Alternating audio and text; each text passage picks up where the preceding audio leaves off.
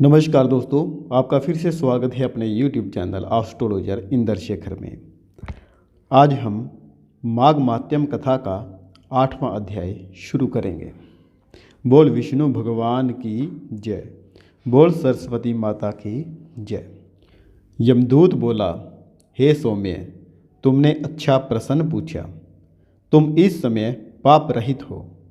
यद्यपि दूसरे की सेवा में तत्पर होते हुए भी मैं आपसे प्रेम पूर्वक कहता हूँ, जो व्यक्ति सब अवस्थाओं में मन, कर्म व वचन से दूसरों को कभी दुख नहीं देते, वे कभी यमलोक में नहीं जाते। प्राणियों की हिंसा करने वाले मनुष्य दान, तप और यज्ञ से भी किसी प्रकार उत्तम गति को प्राप्त नहीं करते। ऋषियों ने कहा है कि अहिंसा ही सबसे बड़ा धर्म, तप और दान है। दयालु मनुष्य प्राय मच्छर, खटमल, कीड़ी आदि प्राणियों की भी अपने समान रक्षा करते हैं।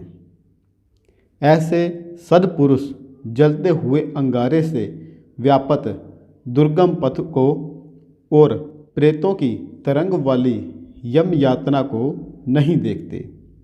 जो मनुष्य अपने भोजन के लिए जल व थल के प्राणियों को मारते हैं, वे काल सूत्र नामक नरक में दुर्गति को प्राप्त होते हैं और अपने मांस का भोजन करते हैं तथा पीप लहू जल के समान पीते हैं और पावों की कीच में औंधे मुंह डाल दिए जाते हैं और उन्हें विषैले कीटाणु काटते रहते हैं।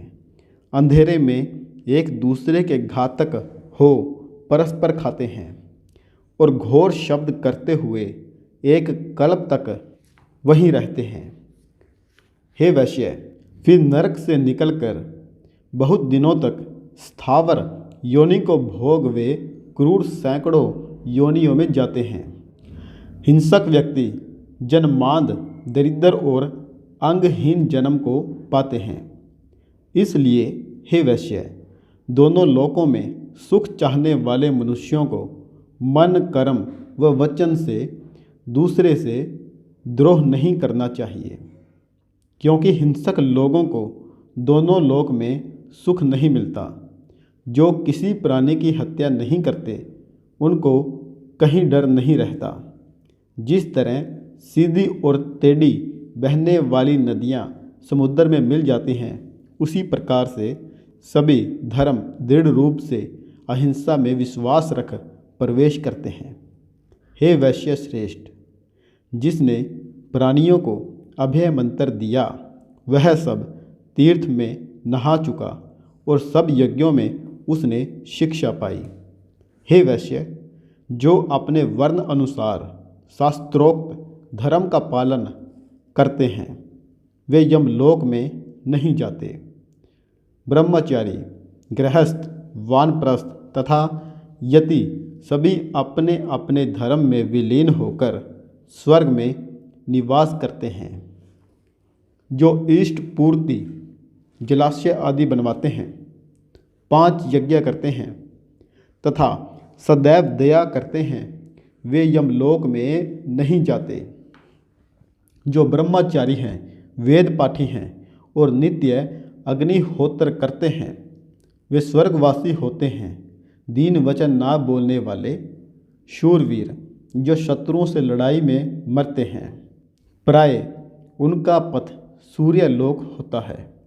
हे वैश्य, लंगड़े, लूले, बाल, वृद्ध, अनाथ, शरणार्थी, ब्राह्मण तथा गरीबों का पालन पोषण करने वाले सदैव स्वर्ग में वास करते हैं, अर्थात वे आवागमन के कुचक्कर से निकल जाते हैं।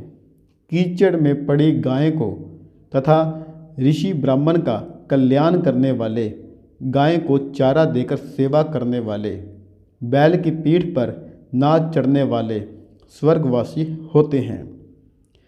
जो मनुष्य बावली, कुआं, तालाब, प्याऊ आदि बनवाते हैं, जिनमें जल और स्थल में रहने वाले इच्छापूर्वक जल पीते हैं।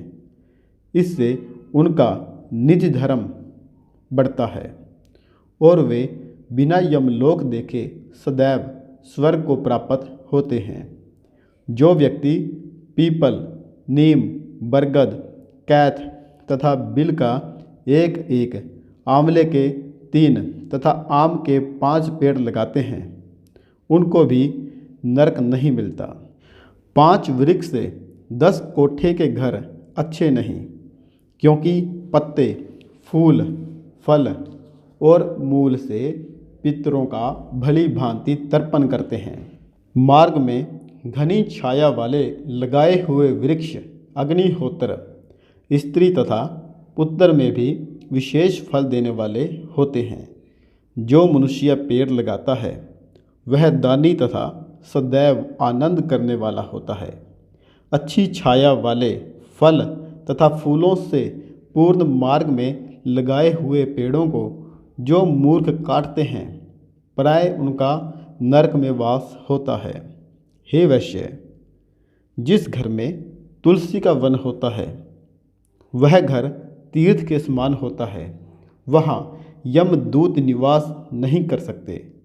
तुलसी बोने वाले तथा उनके मित्र उसकी सुगंध से देवलोक में उतने 1000 वर्ष तक रहते हैं जितने बीज और दल इनमें होते हैं। नर्मदा तथा गंगा स्नान तथा तुलसी दल का स्पर्श, यह तीनों बराबर हैं। तुलसी की सेवा करने से मन, कर्म, वचन से किए हुए पाप भी नष्ट हो जाते हैं। हे वैश्यवर, प्रत्येक पक्ष में द्वादशी के दिन ब्रह्मा आदि देव भी तुलसी वन की पूजा करते हैं। रतन, सोना, फूल तथा मोती के हार के दान से 16 गुना तुलसी के पत्तर का दान होता है। जो फल 1000 आम तथा 100 पीपल के वृक्ष बोने से मिलता है, वही फल तुलसी के केवल एक पेड़ लगाने से ही प्राप्त हो जाता है। और जो तुलसी की मंजरी से हरि की पूजा करता है वह गर्भ में नहीं आता। हे वैश्य, जो मनुष्य रेवा नदी से पैदा हुए शिवलिंग की तथा स्फटिक, रतन या पत्थर की तीर्थ, पर्वत या वन में रखी हुई शिवलिंग मूर्ति की पूजा करता है, जो सदैव ओम नमः शिवाय इस मंत्र का जाप करता है, अथवा प्रसंग से, शठता, अभियान या लोभ से भी जो महादेव जी की सेवा करता है, वह यमराज का दर्शन नहीं करता। शिवजी के भक्त शिवजी की पूजा में लीन होकर शिवलोक में 14 इंद्र तक आनंद करते हैं।